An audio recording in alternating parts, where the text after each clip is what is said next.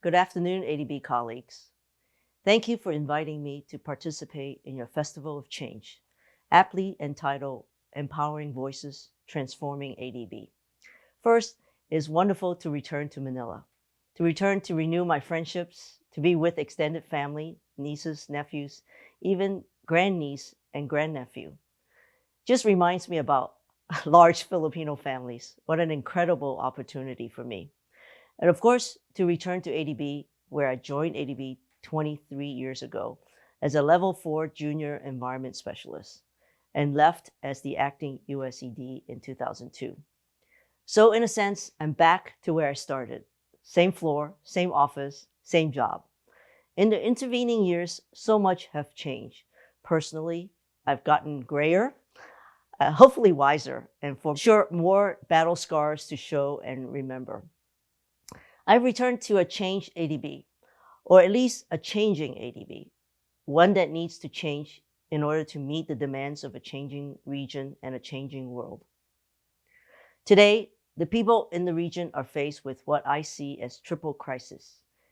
For many in the region, they're struggling to recover from the pandemic. They're faced with daily challenges because of climate change, and on top of that, the soaring fuel and food prices as a result of the Russian invasion of Ukraine. It requires a bank dedicated to alleviating poverty and improving the lives of people in the region to meet these changing needs. That is why we do what we do daily. Here at ADB, guided by the values and vision of the work, have embarked on this cultural transformation. Ultimately, it has to be about the why. I'm reminded by someone I met during my stint as the budget director for NASA, the US Space Agency. His name is Simon Sinek. I was there at NASA at a time of great transformation, mission and culture to follow. It was the end of the space shuttle program and the pivot to commercial space flight and a mission to Mars. Simon introduced us to the concept of the golden circle, 3 concentric circles with why in the center, how in the next circle out, and the outer circle is what.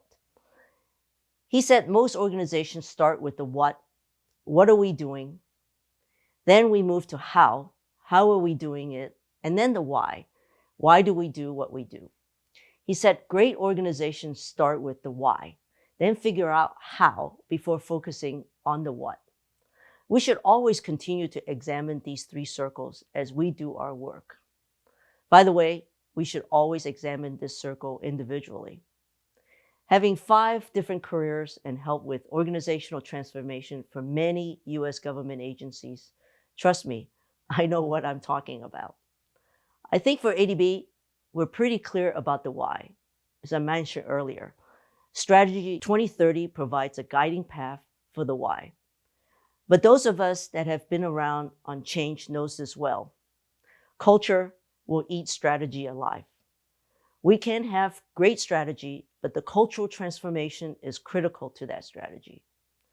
So I'm really delighted by the great conversations that people are having around this festival of change. One of the strongest points to come through over the past few days is that change at ADB is equal parts organization and cultural, and by extension, personal. ADB can only become the bank it aspires to if our new processes and governance come hand in hand with new thinking and behavior for collaboration and solving problems. Your theme of empowerment really resonates with me. It is through empowerment that staff can fully realize their potential to contribute. We need to make it easier to bring innovative ideas and to amplify the feeling that ADB is a place where they want to come and they want to come and work. It seems to me that there are still too many rules and procedures that hampers creativity and innovation. So I will be urging management as we are looking at organizational review, we need more flexibility. Having said that, I do believe that ADB has changed since the 20 years of absence for me. At the board level, I see that barriers are coming down and board members are engaging more and going out to the DMCs. I know my alternate, John Hurley, was just in Vietnam, along with few other board members. We must change, and we cannot wait for other people to change the culture. We are the culture change in conversations, actions, behaviors we take and we model every day. That brings me to today's theme, commitment. How can we commit to building an enabling environment for everyone so that we can pursue transformative work? One of the sessions I'm particularly looking forward to is amplifying diverse voices at ADB. It focuses on surfacing alternative and minority perspectives about what it means to build a truly inclusive workplace and, by extension, help DMCs build more inclusive growth. In the 20 years since my last time here, my most important takeaway from that period was learning the lessons of listening to the diverse voices in every venue. It actually has been my life's work. On a personal level, I went out in an affirmative way to seek diverse voices through diverse work experience. I started out as a sewage engineer, lots of diverse voices and experience there for sure. Then I became an environment policy expert working on legislation, regulation, and budget. And then I got a chance to focus on budget and finance. Shortly after I retired from the US government, I joined a data tech startup. And finally, just before I got called back to service here at ADB, I became a photographer and a videographer focused on telling stories and raising the voices through visual images of those unable to tell their own stories. I certainly have benefited from those experiences, particularly in the last 5 years where I traveled the world into remote locations such as poor villages in India, Myanmar, Laos, Vietnam, and many remote Siberian cities even with my camera. And of course, many of you know I am privileged to be nominated by President Biden and confirmed by the US Senate as the first openly lesbian and person of color ambassador in US history. I carry that extra challenge of bringing the particular needs and challenges of the LGBTQI brothers and sisters in the region, as they are the vulnerable of the vulnerable because of criminal laws and discriminatory practices. All these experiences have inspired how I want to contribute. We are so much stronger when we have everyone contributing the best of what they can contribute, especially those who may have been overlooked and left out. Empowering these voices is not an option.